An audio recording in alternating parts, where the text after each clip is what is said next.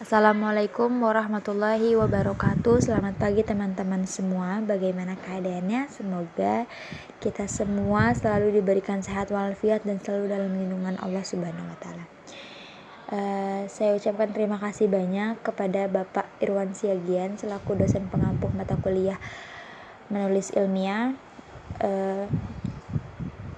Nama saya Syala Nur Haida. Pada kesempatan kali ini saya akan menjelaskan materi mengenai menyusun metode dan hasil serta definisi dan fungsi pembahasan. Kita langsung aja teman-teman ke materi yang pertama, yaitu menyusun metode. Menyusun metode itu meliputi 6 bagian. Yang pertama ada lokasi penelitian, yang kedua ada tempat penelitian, yang ketiga ada sampel dan cara pengambilan sampel, yang keempat ada metode pengumpulan data, yang kelima bahan dan alat yang dipakai, dan yang terakhir adalah teknik analisis yang dipakai. Lokasi dan tempat penelitian ialah tempat di mana penelitian dilakukan. Penempatan lokasi penelitian merupakan tahap yang sangat penting dalam penelitian kualitatif biasanya. Karena dengan ditetapkannya lokasi penelitian berarti objek dan tujuan sudah ditetapkan sehingga mempermudah penulis dalam melakukan penelitian. Lalu ada sampel dan cara pengambilan sampel. Sampel merupakan bagian dari populasi yang dipelajari dalam suatu penelitian dan hasilnya akan dianggap menjadi gambaran bagi populasi asalnya, tetapi bukan populasi itu sendiri. Terdapat dua cara pengambilan sampel, yaitu secara acak atau random dan tidak acak atau non-random. Pengambilan acak atau random artinya setiap anggota dari populasi memiliki kesempatan dan peluang yang sama untuk dipilih sebagai sampel. Tidak ada intervensi tertentu dari peneliti. Biasanya masing-masing jenis dari pengambilan acak atau random ini memiliki kelebihan dan kelemahan sendiri. Kemudian yang tidak acak atau non-random merupakan cara pengambilan sampel tidak acak di mana masing-masing anggota tidak memiliki peluang yang sama untuk terpilih anggota sampel. Ada intervensi tertentu dari peneliti dan biasanya peneliti menyesuaikan dengan kebutuhan dan tujuan penelitiannya. Lalu yang keempat itu ada metode pengumpulan data. Metode pengumpulan data adalah teknik atau cara yang dilakukan oleh peneliti untuk mengumpulkan data. Pengumpulan data dilakukan untuk memperoleh informasi yang dibutuhkan dalam rangka mencapai tujuan penelitian. Sementara itu, instrumen pengumpulan data merupakan alat yang digunakan untuk mengumpulkan data. Karena berupa alat, maka instrumen pengumpulan data dapat berupa checklist atau kuesioner, pedoman wawancara, hingga kamera untuk foto atau merekam gambar. Ada beberapa cara untuk mengumpulkan data yang dapat dilakukan dalam sebuah penelitian. Yang pertama ada wawancara, yang kedua ada observasi, yang ketiga ada angket, dan yang terakhir ada studi dokumen. Yang kelima ada bahan dan alat yang digunakan dalam melakukan sebuah penelitian. Dan yang terakhir itu ada teknik analisis yang dipakai.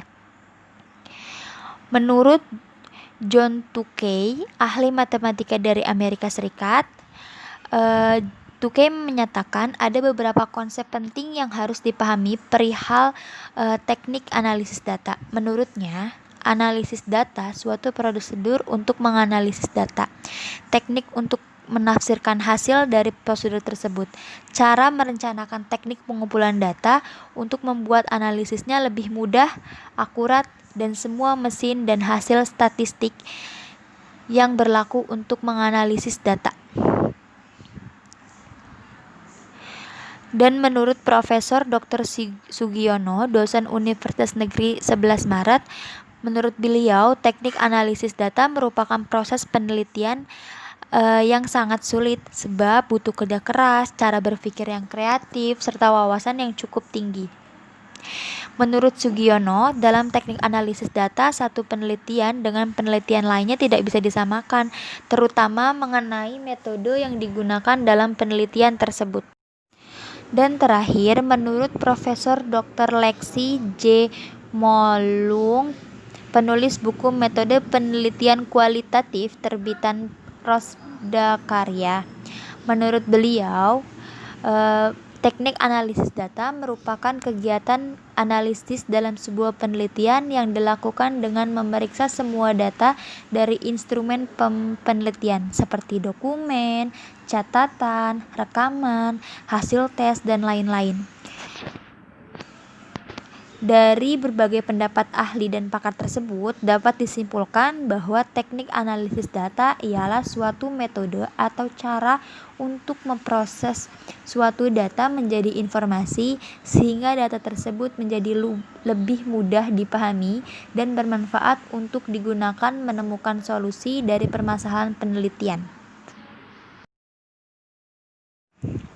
Lalu selanjutnya itu ada hasil dari pemecahan masalah yang meliputi 3 bagian, diantaranya itu ada 1. Data penelitian, 2. Hasil analisis, 3. Pembahasan hasil.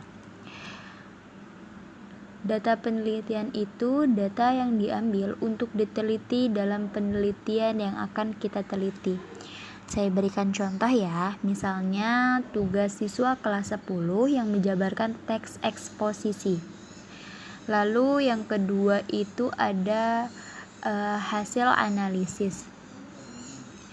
Hasil analisis itu adalah hasil penelitian yang berdasarkan data yang valid yang sesuai dengan penelitian yang sudah kita teliti. Lalu yang terakhir itu ada pembahasan hasil. Pembahasan hasil itu merupakan hasil data yang ditemukan dalam pengumpulan data, kemudian dijabarkan sesuai dengan teori-teori ahli sebagai acuan dalam tindakan proses analisis data. Sudah cukup jelas untuk poin kedua dalam materi yang pertama.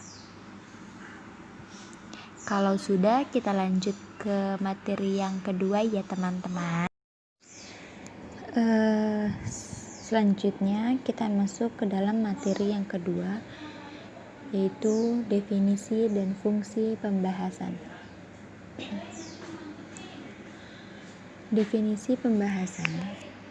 Menurut Goldstein dan Levin, pemecahan masalah telah didefinisikan sebagai proses kognitif tingkat tinggi yang memerlukan modulasi dan kontrol lebih dari keterampilan rutin atau dasar.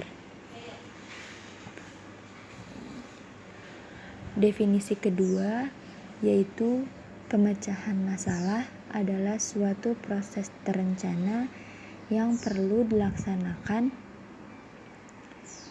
agar memperoleh penyelesaian tertentu dari sebuah masalah yang mungkin tidak didapat dengan segera.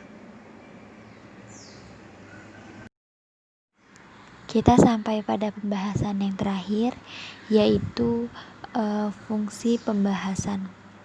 Untuk fungsi pembahasan itu sendiri, yaitu untuk mendapatkan hasil dari penelitian yang sudah kita laksanakan sebelumnya. Alhamdulillah sudah selesai video materi tentang menyusun metode dan hasil serta definisi dan fungsi pembahasan kali ini. Semua materi sudah saya sampaikan dan saya berikan. Saya harap teman-teman semua dapat mengerti dan memahami apa yang sudah saya sampaikan. Akan tetapi jika memang belum dapat dimengerti, dapat ditanyakan kembali pada saat pertemuan Zoom nanti. Jika memang ada pertanyaan yang mengenai materi yang saya sampaikan, dapat ditanyakan. Mungkin cukup sekian dari saya. Kurang lebihnya saya mohon maaf. Billahi taufik wal hidayah, waridho walinaya. Wassalamualaikum warahmatullahi wabarakatuh. Terima kasih teman-teman semua.